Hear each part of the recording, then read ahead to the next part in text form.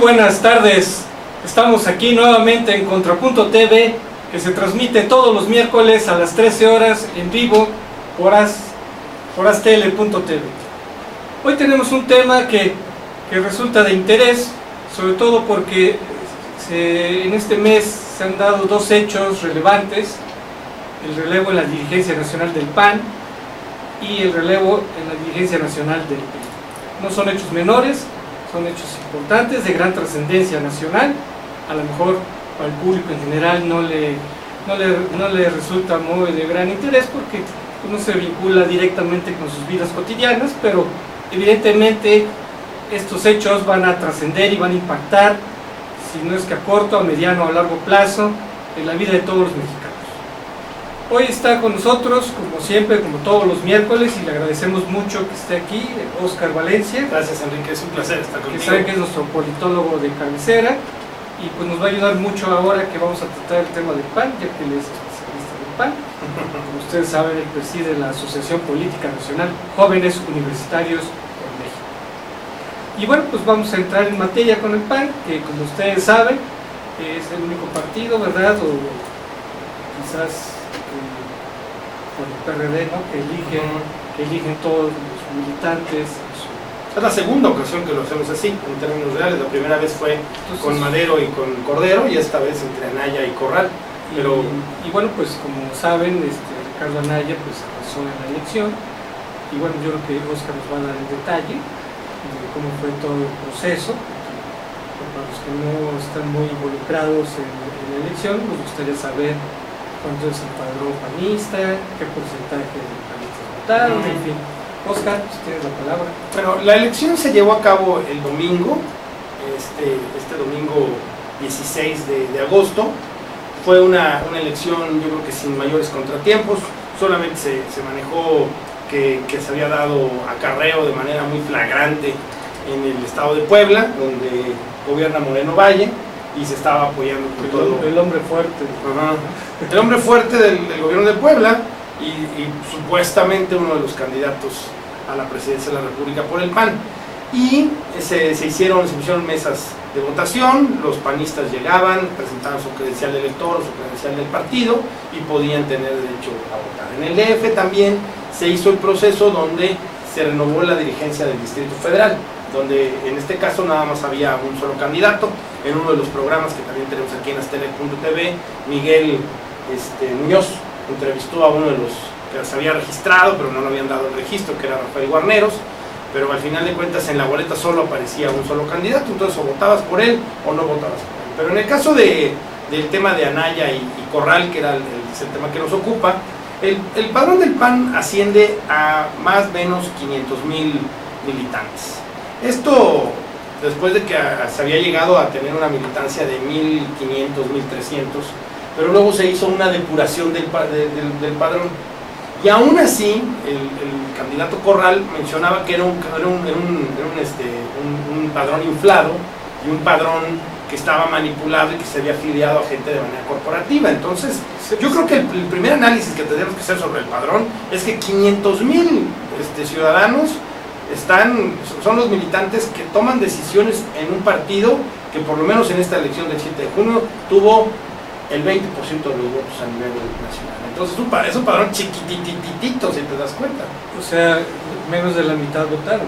Menos de la mitad votaron en esta elección, y además, poquito menos de la mitad, pero al final de cuentas, pues siguen siendo un número muy bajo para un partido político que tiene presencia, digamos, en el 60, 50, 75% del país. Pero sería bueno que le platicáramos a nuestra audiencia quiénes era Ricardo Anaya.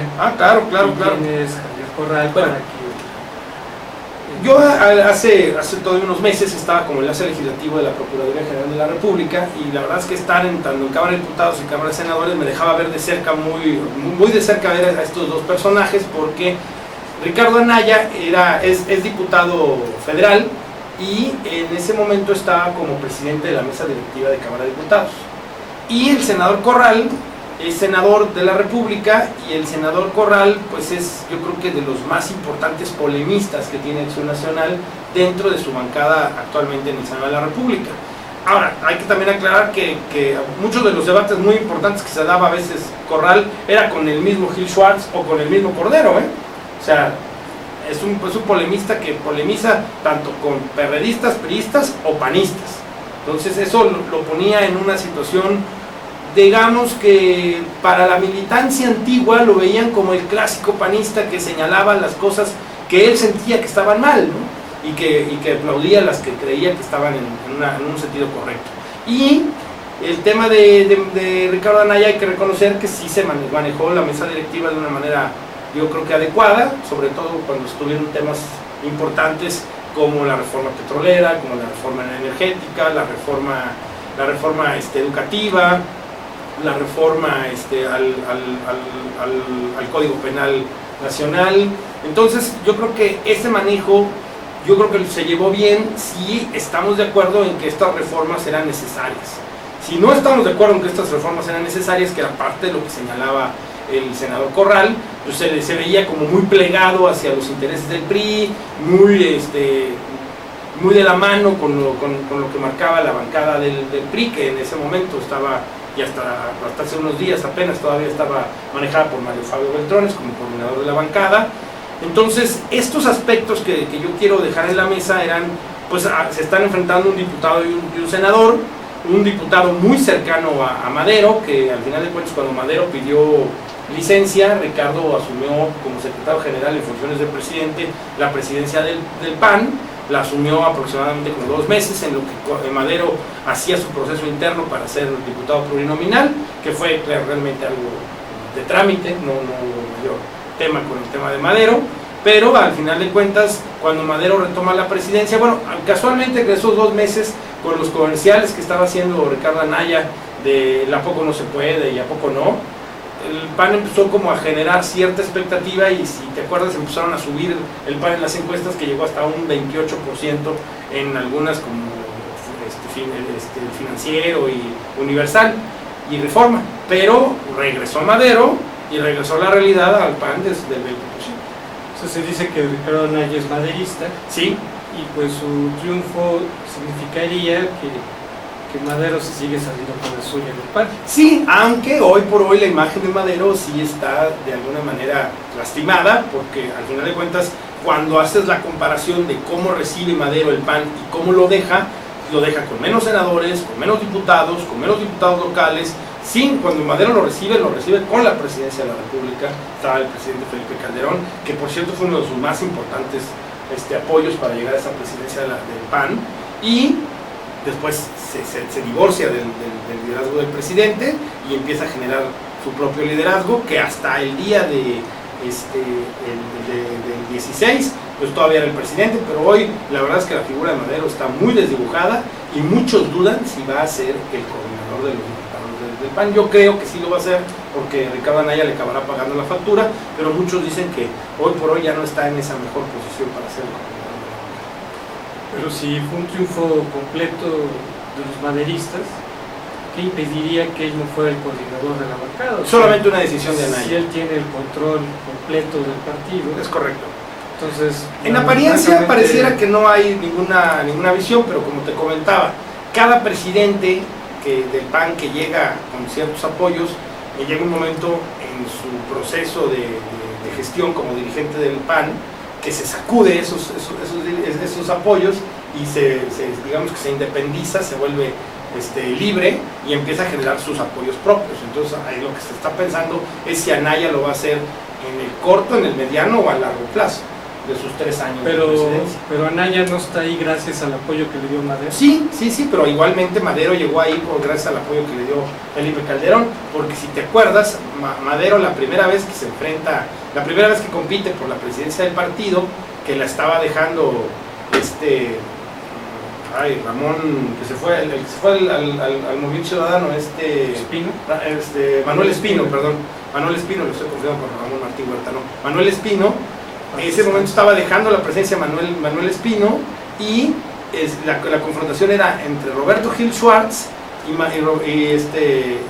Gustavo Madero, y el presidente estaba apoyando no a Madero. Bueno, Gil Schwartz era su secretario particular, pero estaba más apoyado por Patricia Flores Elizondo, y Margarita en ese lance hace que Felipe le quite el apoyo a Gil y se lo dé a Madero, que al final de cuentas acaba pagando la factura. Yo concuerdo contigo que si Ricardo Anaya quiere hacer una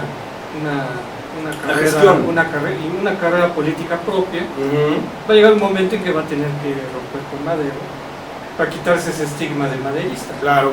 Pero creo que todavía no es el momento. Que hoy le empieza a cobrar factura dentro. Creo que ahorita va a tener que pagar la factura del apoyo que recibió. Claro. Y evidentemente, dadas las aspiraciones políticas de Madero, para él es fundamental quedar en la coordinación de Cámara de Diputados. Sí. No hay que perder de vista que ya desde ahorita se están apuntando para la carrera presidencial. Así es. Y pues no creo que Madero le vaya a dejar el camino libre al gobernador Moreno Valle. Aunque entre la imagen de Madero ante los panistas ha sido muy vapuleada, y hoy por ejemplo tiene solamente el 4 o el 5% del apoyo de los panistas, y hay panistas con mayor alcance. El mismo Corral traía un 7-8% entre los mismos panistas, y arriba de ellos viene Moreno Valle, y hasta arriba viene Margarita Zavala. Y claro, está la aduana del 2016, ¿no? Así es. Habrá que ver qué cuentas se entregan. Y 2017, que hay elecciones. Y luego el 2017. O sea, elecciones. Entonces ahí todavía, amigos, todavía falta mucho. Sin embargo, es importante, ¿verdad?, analizar este tema del PAN, porque de aquí se van a desprender muchas cosas que son de gran trascendencia. Sobre todo, cuál va a ser la política. Me preguntaría, Oscar, ¿cuál va a ser ahora la política del PAN? Que de alguna manera nos han anticipado que va a ser ya de una oposición más fuerte al gobierno. Pues, a ver, yo nada más para darle colofón al tema de la elección, yo la verdad es que sí creo que se abusó en el tema de dar línea, en el tema de Anaya. Yo creo que Corral era un buen candidato, yo creo que Corral puede seguir haciendo cosas por el PAN, y me parece que obliga en la contienda. Si no hubiera habido contienda en el PAN hubiera sido terrible, porque hoy lo que los panistas pretenden hacer y distinguir ante el proceso del PRI es que en el PAN sí hubo democracia, aunque es una democracia entre comillas, porque hubo un peso específico sobre la línea que marcó la dirigencia, y por eso se da un resultado tan dispar entre el 80-20 que tienen hoy por hoy en el resultado, ¿no? Y lo que quiero marcar es que el que Corral haya entrado a la contienda obliga a Anaya a tocar temas importantes, como la actitud del PAN como una verdadera oposición ante el PRI. Entonces, al ya haber hecho eso como parte de las propuestas que hizo Anaya, yo creo que eso va a obligar a la dirigencia del PAN a verdaderamente mostrarse como una oposición férrea y no tan dócil como fueron estos primeros 2 años y 8 meses que lleva el presidente Peña Nieto. Entonces ahí yo sí creo que es trascendente que haya habido la contienda y que Anaya sí se vuelva una cuestión, o sea, sí marque una diferencia entre lo que es el PAN y lo que es el gobierno. Porque en estos 2 años y 8 meses había veces en que no distinguías en los dos discursos, oyéndolos desde la tribuna, cuál era cuál, porque al final de cuentas los dos apoyaron la reforma energética, los dos apoyaron la reforma educativa, los dos apoyaron la reforma. Todas las reformas estructurales se dieron, no se hubieran podido dar si no hubiera sido con el apoyo del PAN. Y hoy por hoy, el discurso de Mario Fabio, nada más como tocándolo tangencialmente el tema del PRI, es que hay que darle cauce a esas reformas estructurales que realmente quien sacó en Cámara de Diputados fue Mario Fabio, y cuando llegaban al Senado pues era también parte del debate, y hay que reconocer que hay más oposición en el Senado que en Cámara de Diputados por parte del coordinador Gamboa. ¿Tú crees que le haya afectado al PAN su apoyo al Pacto por México? Sí, por supuesto. Lo que muchas como de los puntos que señalaba Corral era que el gobierno de Peña Nieto había sido tan ineficaz y tan ineficiente en estos 2 años, 8 meses, que el PAN no debía haber sacado más capital político si hubiera sido una oposición más férrea y no le hubiera dado todo el apoyo que le brindó en estos 2 años y 8 meses. Entonces, lo que decían era, al final de cuentas, sí le cuesta el Pacto por México al PAN, porque de ese 20% a lo mejor el PAN hubiera tenido un porcentaje más alto de lo que la ciudadanía le dio este 7 de junio. Aunque gran parte del Pacto por México era la agenda panista. Sí, efectivamente. Entonces, porque mucha gente habla de que la reforma petrolera es una reforma del PAN, pero yo siempre he dicho que no es una reforma del PAN, es una reforma de quien ejecuta, y quien está ejecutando esa reforma energética y petrolera es el gobierno federal, que es el PRI. Pero entonces no sería tanto el Pacto por México, sino después del pacto. Así es. Que digamos, si el PAN no apoyaba el Pacto por México, era de alguna manera renegar de su agenda. Sí, sí, y ahí a lo mejor muchos lo hubieran señalado como incongruente, que ese era el argumento de los que fueron a proponer y explicaban en los comités municipales y delegacionales por qué se estaba haciendo este apoyo. Yo me acuerdo haber escuchado a Alejandro Zapata Pero Gordo, como parte de estos coordinadores del Pacto por México, explicarnos por qué había que estar en esa dinámica. Igual oí todavía unos meses antes de su fallecimiento a Molinaro Casitas y decía que era su reforma, ¿no? Yo no coincidía tanto porque al final de cuentas, más allá de quién la vote es quien la ejecuta, pero sí era, lo que tú mencionas era que esos puntos habían sido insistido que se pudieran sacar en el gobierno, por ejemplo, de Felipe Calderón, que el gobierno de Felipe Calderón tuvo una parálisis legislativa brutal, todo lo que mandaba el presidente se lo rechazaban, y ahora que llega el presidente Peña Nieto, los panistas se marcaban como generosos para poder dar esos votos para así sacar las reformas. La pregunta es, ¿por qué no se hizo durante el gobierno de Calderón, cuando el mismo coordinador de los senadores era Mario Fabio, y Mario Fabio dijo no a la reforma petrolera y energética, y cuando llegó el presidente Peña Nieto dijo sí a la reforma petrolera y energética? Amigos, tenemos que hacer una pausa y continuamos.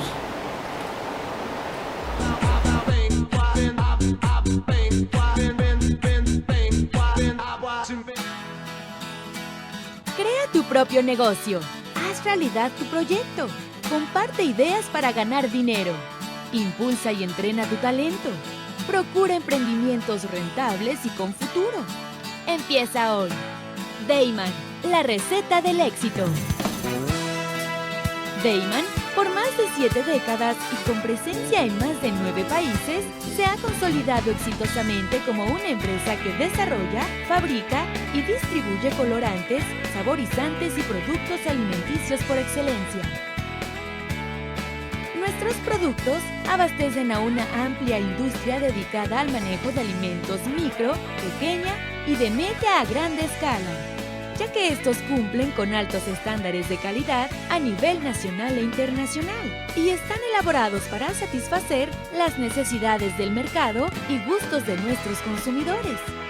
Nuestro principal objetivo es brindar un producto de calidad que nos permita mantener la lealtad de nuestros clientes y consumidores, excediendo sus expectativas de servicio. En Dayman desarrollamos la creatividad e impulsamos al máximo nuevos negocios. Dayman, proveedores de color y sabor por excelencia. Con Trujillo Betanzos y Asociados, tus proyectos están en buenas manos.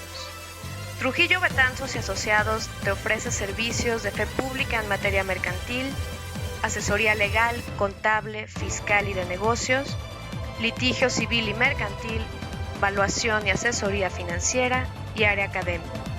Porque nuestros clientes son nuestros mejores amigos.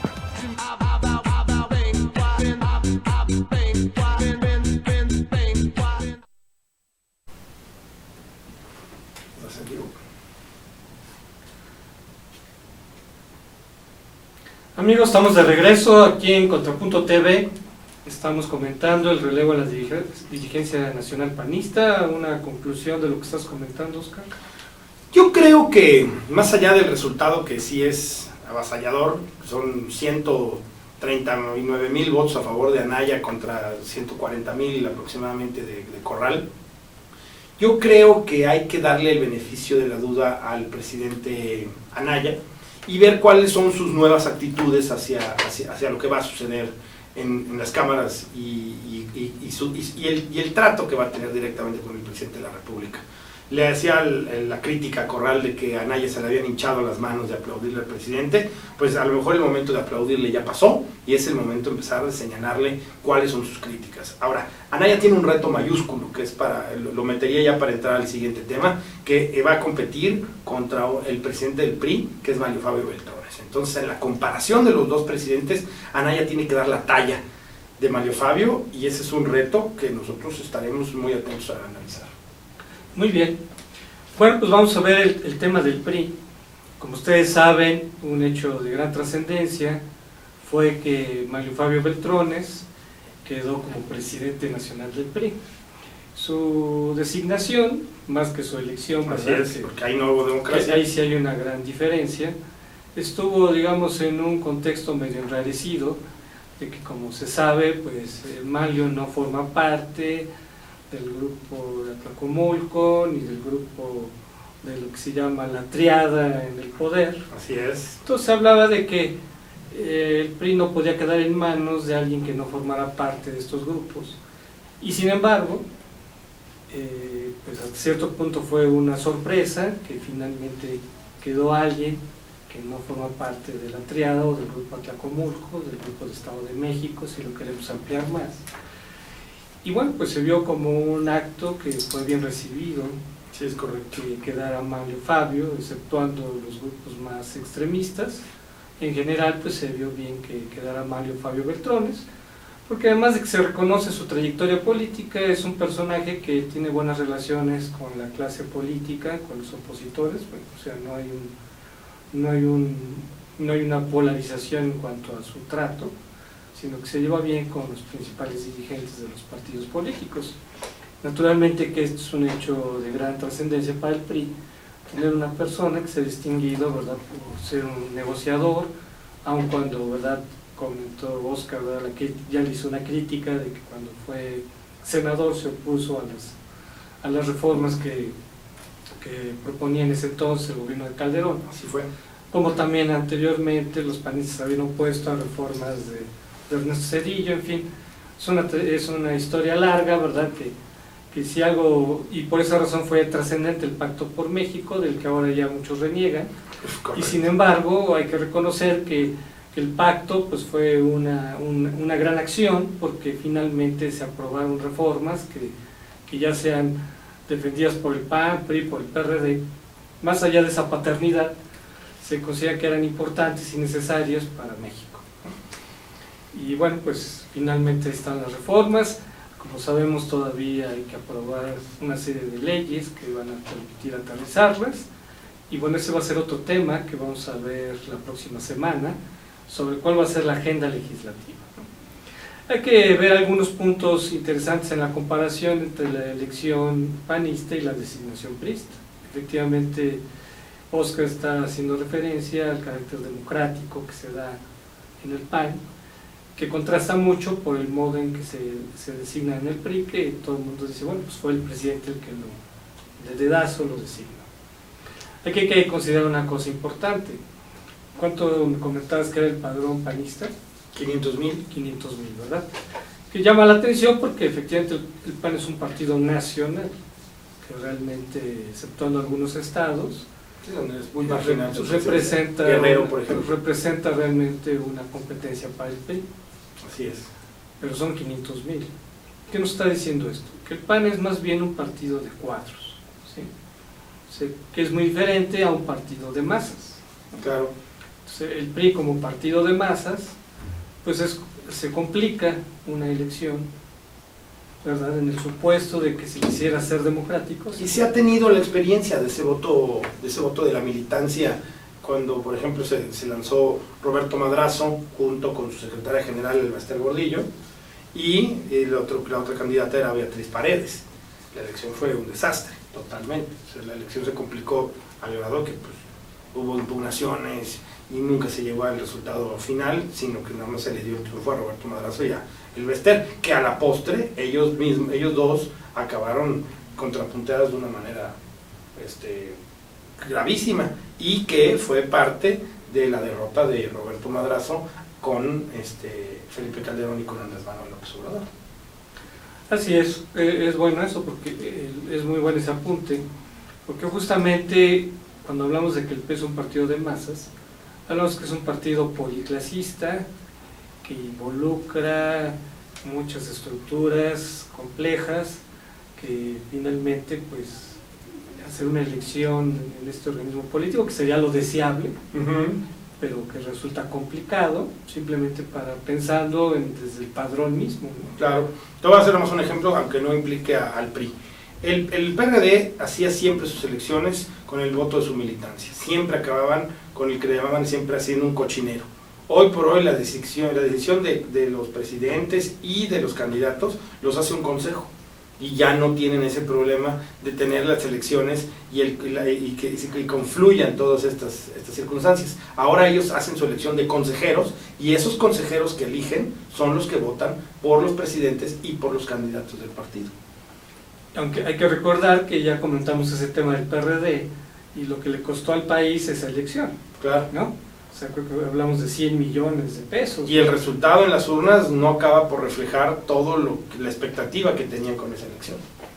Entonces, bueno, pues esos son temas que tenemos que tener en la mente, ¿verdad? De lo que implica, en el supuesto que en el PRI se hiciera una elección democrática, lo que implicaría para el país eso, incluso para el PRI mismo, ¿no? Claro. De que iría, pues sería todo un parteaguas complicado, que sería bueno que sería todo un tema de analizar, ¿no?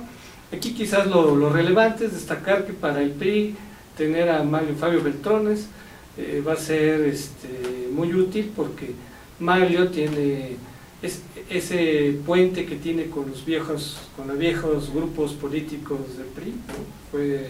Recientemente se reconoció que le dio la mano a Roberto Madrazo, ¿no? Así es.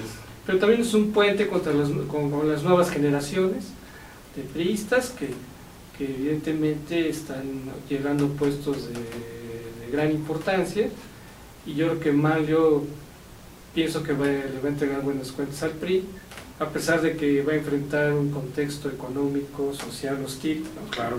Que se perfila difícil la elección para las próximas elecciones para el PRI, sobre todo si no mejora este contexto. Yo coincido en esa parte.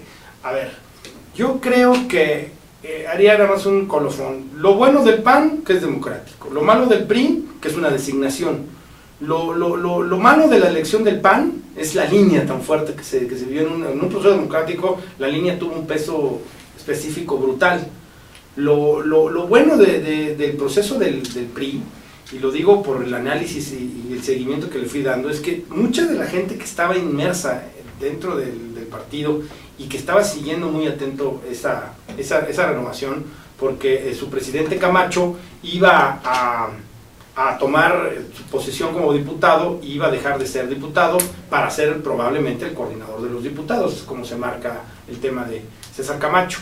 Entonces quedaba acéfala la presidencia del PRI, y todos daban por hecho que Nuno iba a ser el presidente del PRI, cuando pues, muchos buscaban su militancia en el PRI y no la encontraban, pero el haber sido tan cercano al presidente y ser tan cercano al presidente, pues se ve hasta en las fotos ahí donde viene el presidente corriendo y sus famosas calcetas, ahí vienen uno atrás de él. Entonces todo el mundo aseguraba que por esa triada de la que tú hablas, Peña Nieto, Chong, Videgaray, el que tenía que ser un puente de esta triada iba a ser Nuno, por la cercanía ante estos tres nombres que acabo de decir. Y que el presidente mismo y sus asesores y la gente que toma esta decisión hayan señalado a Manlio Fabio, me parece que acaban designando a la persona adecuada, porque no es porque yo aplauda a Manlio Fabio, pero creo que se requería a alguien con ese perfil para el PRI, para poderle dar sustento.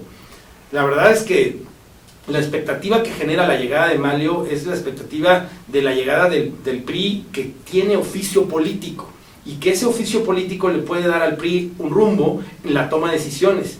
Ahora, lo que ha sucedido con Chong y el tema de la fuga del Chapo y otros temas que no quiero tratar ahorita, y el tema de Videgaray y la caída del dólar, entre muchos otros que podríamos hacer análisis, tienen a estas dos figuras de este triángulo en una zozobra, igual que el presidente con el tema de la Casa Blanca y otros temas que ahora tienen en esa lógica. Pero fíjate, se hablaba de que el presidente estaba de alguna manera secuestrado por esta triada en el poder. Así es. Incluso que se decía mucho que Luis Videgaray era el presidente de facto, y sin embargo el nombramiento de Manlio revela que no es el presidente tan débil o tan secuestrado como se pensaba, sino que el presidente sigue manteniendo el mando y dio pruebas de pragmatismo. Cuando era gobernador también se decía que iba a ser Alfredo del Mazo el que iba a ser el candidato, sí, porque es el grupo más cercano al presidente, y sin embargo pues el gobernador Peña Nieto demostró también ese pragmatismo Y puso a Erubiel, que era el que va arriba en las encuestas. Exactamente, ¿no? Entonces ahí, bueno, ahí ya había una prueba de que, ante todo, pues hay un pragmatismo en esta lógica de preservar el poder. Sí, pero yo creo que no habría que perder un aspecto importante que lo tienen tanto Anaya como Mario, la expectativa, porque hoy por hoy los dos apenas van a empezar sus dirigencias como tal, y yo quisiera ver cuál es el rango de maniobra que realmente tiene Manlio Fabio ante las decisiones de gobierno, ante su más importante círculo rojo del presidente. Porque si el presidente se va a dejar empezar a asesorar por Manlio Fabio, pues a lo mejor va a decir algo que puede pesar, pero a lo mejor hasta nos empieza a ir bien a los mexicanos en general, porque a lo mejor la toma de decisiones y el oficio y tantos años en estar en esta circunstancia, y a lo mejor sugerir algunos nombres para algunos relevos que tiene que hacer el presidente, yo creo que son necesarios. Y si esos cambios en el gobierno federal mexicano de Peña Nieto son para bien de los mexicanos, bienvenido, pero el punto es si realmente, además del nombramiento que se le da como presidente, se le va a dar esa posibilidad de intervenir en esas decisiones. Igual, por ejemplo, lo diría con Anaya, si va a ser Anaya el presidente, pero las decisiones las va a seguir tomando Gustavo Madero desde la Cámara de Diputados, entonces son presidentes de papel. Yo esperaría que ambos presidentes empezaran a tener un peso específico en la toma de decisiones de sus respectivas áreas. Pues yo creo que lo van a tener, o sea... Habría que ver, yo creo que hay que ver, pero la expectativa sería que ojalá así fuera, pero no estoy seguro que así sea. Mire, sí lo van a tener porque su mismo puesto ya les da un posicionamiento. Entonces, conforme tomen las riendas, y claro, depende mucho del activismo que tenga cada uno, pero pues son gente brillante, o sea, cada uno en su...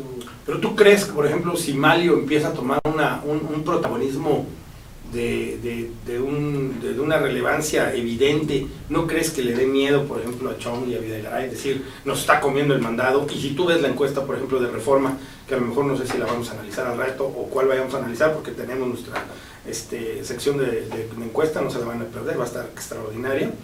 A lo mejor Manlio, que va en un 22% en esas encuestas, va arriba por el doble que están Videgaray y Chong. Entonces a lo mejor puede ahí haber ese conflicto de intereses, y que es lo que al PRI lo ha dejado a veces relegado de la carrera presidencial, la división interna. Bueno, de hecho sí le tenían miedo y le tienen miedo, ¿no? Por eso había una gran oposición de la triada, porque llegara Manlio a la presidencia del PRI. Claro. Porque justamente tú lo has comentado, ese oficio político que tiene Manlio, pues lo va a aprovechar para justamente fortalecerse. Él se va a proyectar, el mismo puesto lo proyecta él.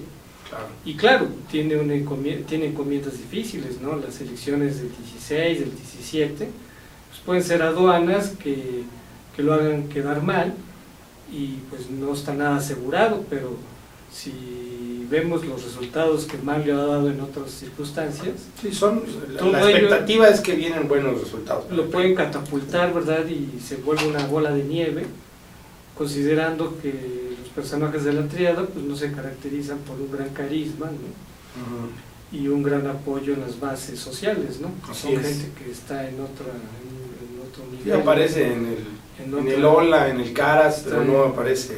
Son de otra galaxia, diremos. Así es. Y en cambio Manlio, pues por su misma posición, se va a poder vincular perfectamente con esas bases. Exacto, ¿no? Entonces ahí va a ser interesante ver, y aquí espero que podamos analizarlo en los meses y años subsiguientes, ¿no? Claro.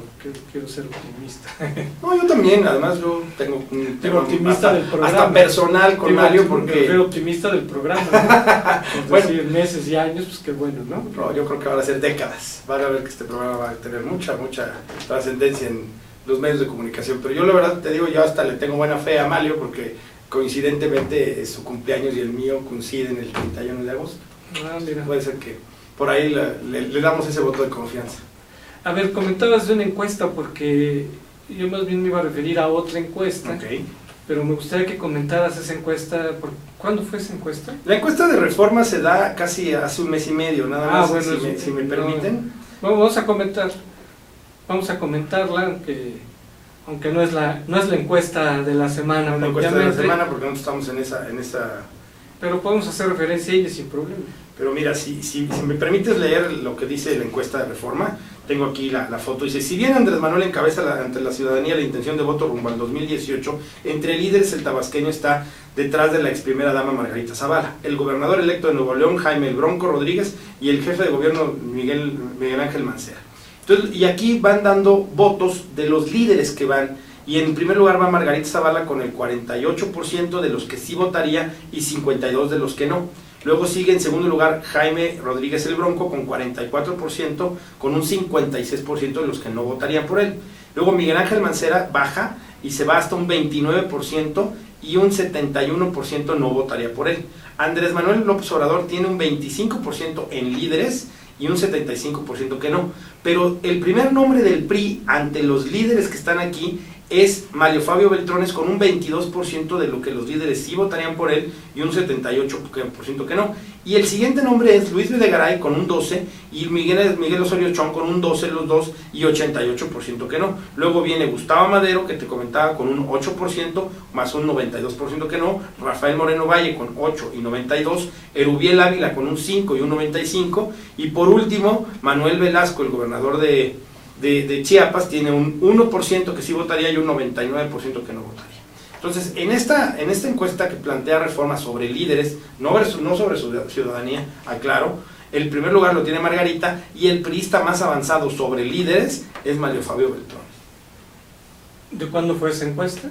Más o menos. Déjame nada más revisar. Yo la tengo aquí el 2 de agosto. Fíjense, una encuesta que es anterior a la designación de Manlio en la presidencia del PRI. Claro.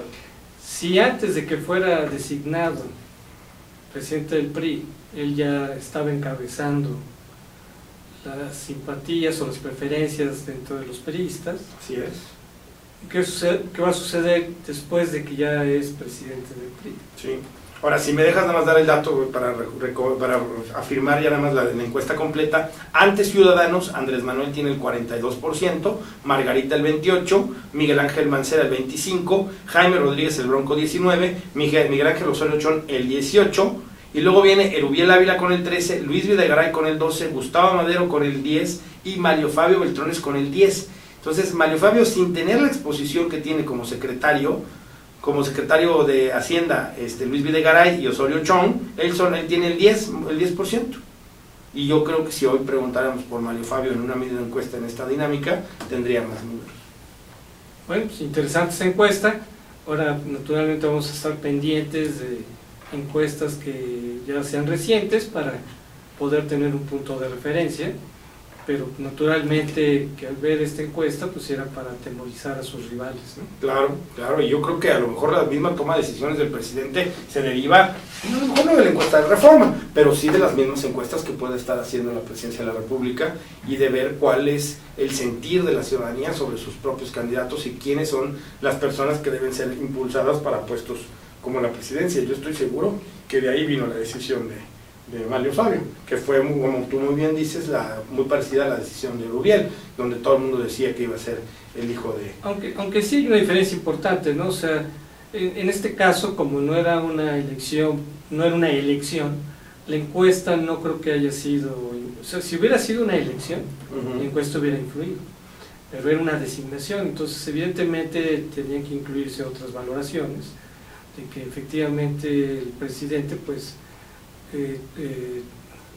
toma un pulso no solo entre la base priista, sino sobre todo sabiendo el gran reto que tiene el PRI para las elecciones. Necesitaba tener en el partido a alguien experimentado.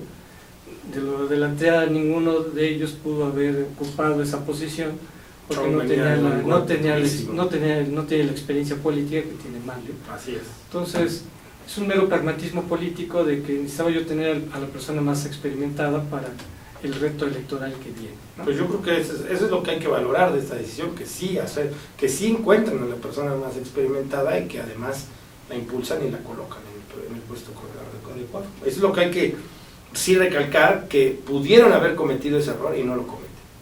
Bueno, otro hecho que nos va a conducir a la encuesta de la semana tiene que ver con el fenómeno de la educación. Justamente en el Excelsior de esta semana, la encuesta de Ulises Beltrán hace referencia a la opinión de los maestros con relación a la evaluación ya la recuperación del IEPO en Oaxaca, que es uno de los hechos más trascendentes de este último mes, que fue a fines de julio. Todavía no se cumple un mes de que se recuperó el IEPO para la educación pública en Oaxaca. Y en estos 2 meses se ha dado ya la evaluación educativa entre los maestros de educación básica. Entonces resulta interesante esta encuesta, que nos va a permitir ver algunos datos ya más precisos de cómo ha sido la reacción de los maestros. Pero bueno, pues eso lo vamos a ver a continuación. Te recuerdo que estamos aquí en Contrapunto TV, que se transmite todos los miércoles a las 13 horas. Regresamos.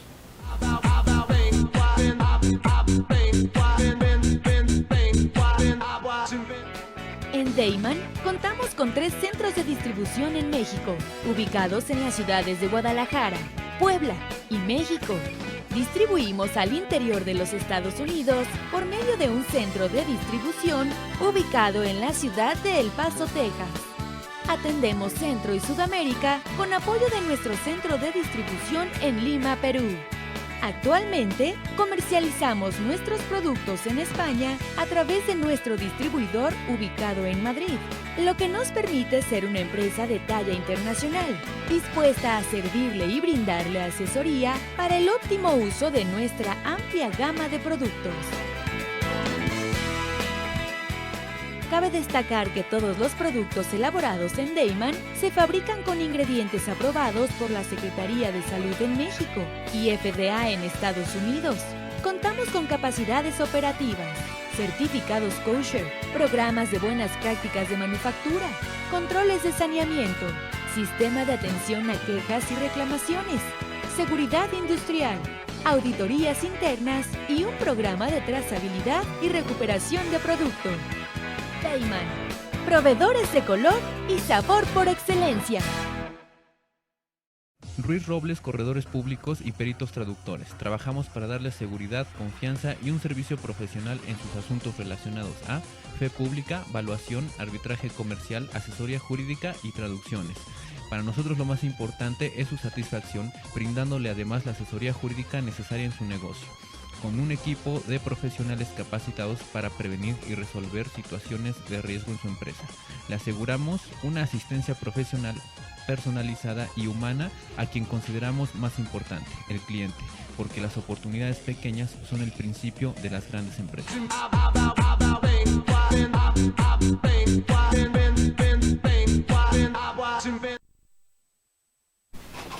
Estamos de regreso aquí en Contrapunto TV y estamos pues con esta nueva sección de la encuesta de la semana, que esperemos que sea ya de su gusto todos los miércoles. Y bueno, ustedes saben que todo el tiempo se están haciendo encuestas y bueno, pues es una sección muy abierta. Oscar también, pues si detecta alguna encuesta, con gusto lo comentaremos. Ya nos hizo comentarios de alguna encuesta que es antigua, pero que nos sirvió para hacer el análisis de la posición de Beltrones, de su popularidad, ¿verdad? Como ya nuevo dirigente del PRI. Ahorita vamos a comentar una encuesta relativa al tema de la educación, que es uno de los temas candentes de hoy. Ya el Excelsior ya ha hecho otras evaluaciones, ¿verdad? Recuerdo alguna en que se preguntó al público en general sobre qué pensaban sobre el movimiento de la CENTE, y pues hubo un repudio total, ¿verdad?, a este movimiento. Recuerdo que fue como el 90%, o sea, 9 de cada 10 estaban en contra de este movimiento, que se veía que es un movimiento que defiende privilegios corporativos, incluso corruptelas, manejos muy indebidos del dinero y naturalmente todo en detrimento de la educación de la niñez en algunos estados donde esta organización tiene fuerza, de manera destacada en Oaxaca, pero también en Michoacán, en Chiapas. Y miren, ahora esta encuesta hace referencia ya a lo que piensan los maestros, que son los protagonistas del proceso educativo, y sobre la pregunta de qué piensan sobre el modo de obtener las plazas, verlos.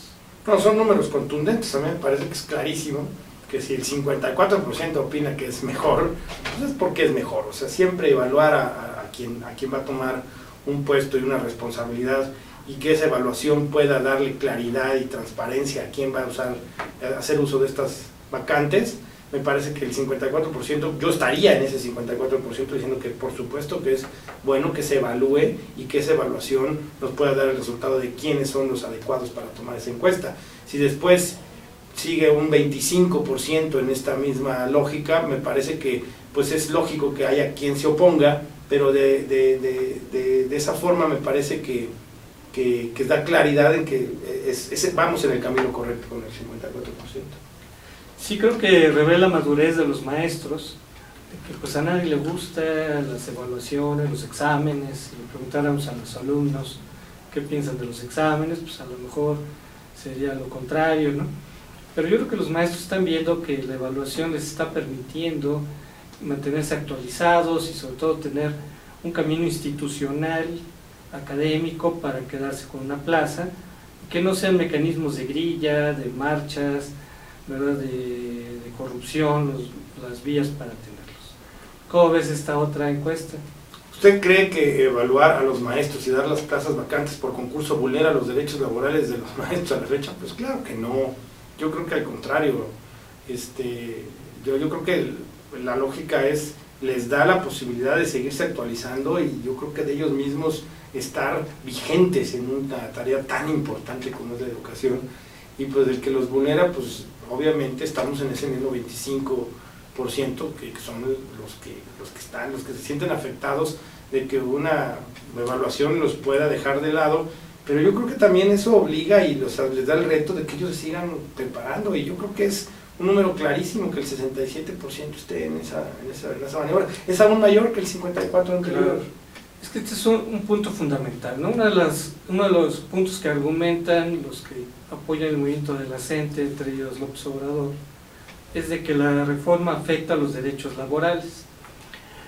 Tal como está planteada la reforma, se dice que si los maestros van a tener 3 oportunidades, y que si no pudieran transitarlas exitosamente, ellos no van a quedar fuera, simplemente van a realizar otras funciones desde la plaza que ya tienen, pero van a hacer funciones administrativas, en fin, pero no estar frente al grupo, ¿no? O sea, no a todo el mundo se le da, o sea, desafortunadamente no todo el mundo está preparado para eso, ¿no? ¿Cómo ves lo del IEPO?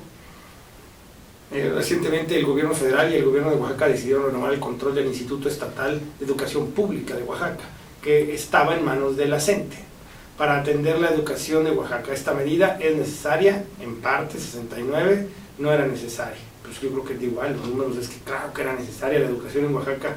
Pobres muchachos estaban pues en la zozobra. ¿Le parece adecuada? En parte, 66, no el 32. Y contribuirá a la mejor educación de Oaxaca, en parte. Pues yo creo que son números, cuando tú tienes más del 66%, 63% en una encuesta a favor, es que son temas que casi son de perogrullo, o sea, ya son axiomas que tienes que decir, bueno, si estas son las reacciones de la gente y de los maestros en estas encuestas, yo creo que me parece que es adecuado, y me parece que es muy pertinente que les tengamos aquí con ustedes, para que con la gráfica ustedes se den cuenta de realmente cuál era el problema en esta lógica. Y yo creo que estos números de 28, 32 y 33 lo que nos da es pues esa real oposición que tienen dentro del mismo sindicato, y quiénes son los que se están oponiendo. Es una minoría que no es poca cosa, es un 28-30% más o menos en promedio, pero que al final de cuentas pues acá estamos viendo que hay la gente que realmente está convencida de que se están dando pasos serios en el tema de la educación en Oaxaca y en general. Bueno, ya pasamos mucho a la siguiente lámina, pero hay que decir por qué. O sea, llama la atención, si ves las cifras, que hay un porcentaje muy consistente de oposición, sí, ¿no? O sea, ¿por qué es así? O sea, no hay que olvidar que el IEPO era administrado por 2,000 sindicalistas, o sea, no es un número menor. No. Y naturalmente que el gobierno, al quitarles esta institución, pues les está quitando la posibilidad de que sigan lucrando con las promociones, con las plazas, con las cuotas sindicales, con los nombramientos. O sea, era un instrumento de corrupción y de lucha política que estaba en manos de la coordinadora. Claro. Entonces, ve estas cifras. Les quitaron ahora sí que las minas del rey Salomón. Entonces realmente pues estos estaban lucrando con la educación de una forma, yo creo que lastimosa para el mismo estado de Oaxaca. Y ahí están otra vez los números, ¿no? 78% le parece bien, o le parece bien empate. Entonces yo creo que los que dicen que les parece mal, pues está bien, y los que no saben o no les interesa o no conocen, pues es van a esa parte donde, pues porque no estás involucrado en un problema tan serio, pero porque no lo vives de todos los días. Pero en Oaxaca ya el tema de la educación había cancelado Guelaguetzas, había deshecho el centro histórico, le estaba quitando ingresos de turismo importantísimos, de que la gente sobrevive sobre esos recursos. Entonces yo creo que sí está afectando la vida cotidiana del país. O sea, imagínense que la sección 22 de la CENTE son 80,000 maestros. O sea, es un número impresionante, casi la mitad de lo que es la coordinadora. O sea, la coordinadora, y estos datos los presume ella, a lo mejor son menos, son 200,000. Y de esos 200,000, 80,000 son de la sección 22. O sea, prácticamente la CENTE es la sección 22. O sea, se los comento para explicar por qué no son números más contundentes, porque evidentemente hay un sector muy poderoso que se beneficiaba de estos modos político corruptos de lucrar con la educación, y naturalmente que en todo esto lo que menos les interesaba era la educación de los niños, Sí. sino que lo que les interesaba era tener un instrumento para poder seguir beneficiando, chantajeando a los gobiernos estatales, al gobierno federal, a los empresarios, a los padres de familia, ¿no? que había una manera de extorsionarlos, de que si no los apoyaban no les iban a firmar la boleta, que era un requisito para acceder a los recursos de Prospera, ¿no? Claro. Entonces era algo realmente terrible, ¿no? Sí, era chantaje, era presión, era estar en una posición donde tú vas a ver al maestro de tu hijo, no vas a ver a alguien que está metido en esta cantidad de grillas que no están involucradas con la educación de tus hijos. A pesar de esta cosa tan vergonzosa, y ya para terminar el programa, ¿cómo explicas que López Obrador le haya dado el respaldo a todo esto? Bueno, porque a él le interesa ese 24, 35, 33% de votos que quiere generar en Oaxaca. Entonces, a mí me parece que la forma en que trabaja este hombre es que lucra con esas necesidades de estos grupos que son afines, porque la realidad es que pues están en contra de las instituciones, porque si realmente estos maestros estuvieran a favor de las instituciones, estarían preparándose para sus evaluaciones, estarían documentándose para ser cada día mejores maestros, y el nivel educativo de Oaxaca estaría, pues por lo menos esperamos que estuviera en el promedio de lo que está en el país, y el nivel de Oaxaca es el más bajo de todo el país, por esto. Pero fíjate, es una apuesta muy arriesgada, y se basa en varios sofismas, ¿no? Porque diremos, si estos maestros que van a ser afectados por las acciones de gobierno, estamos presuponiendo que es un grupo que va a estar muy enojado con el gobierno, claro, ¿no? Y sin embargo, o sea, no obstante el número, los números que estamos manejando, pues son minoría en el estado de Oaxaca. Sí, pero por ejemplo Andrés Manuel hoy, esta vez tuvo un 8% de su partido a nivel nacional. Entonces él lo que está creando son estas células de desequilibrio y de voto, de castigo a la institución y a la gobernabilidad, que sí lo van a conseguir.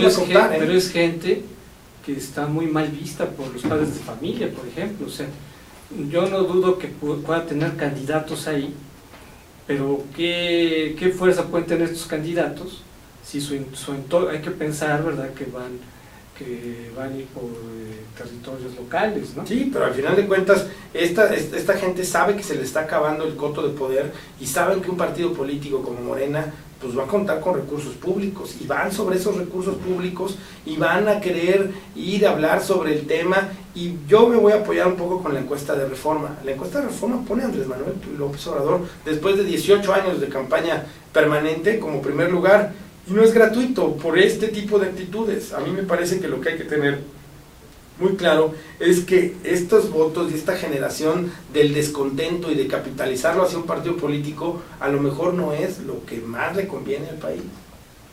Bueno, pues ahí estamos viendo el estilo que nos espera con López Obrador, de que a pesar de que hay un movimiento que está completamente desacreditado a nivel nacional y a nivel estatal, pues a pesar de ello va a tratar de apoyarse en este movimiento, para tratar de generar una base clientelar ahí en Oaxaca, que se vio en la elección pasada no la tiene, porque no ganó ningún distrito, no ganó nada en Oaxaca, ni en Chiapas. Pero pues se va a renovar el Congreso, la gobernatura, y yo creo que van a querer aprovechar la beligerancia, el encono de este movimiento para tratar de jalar.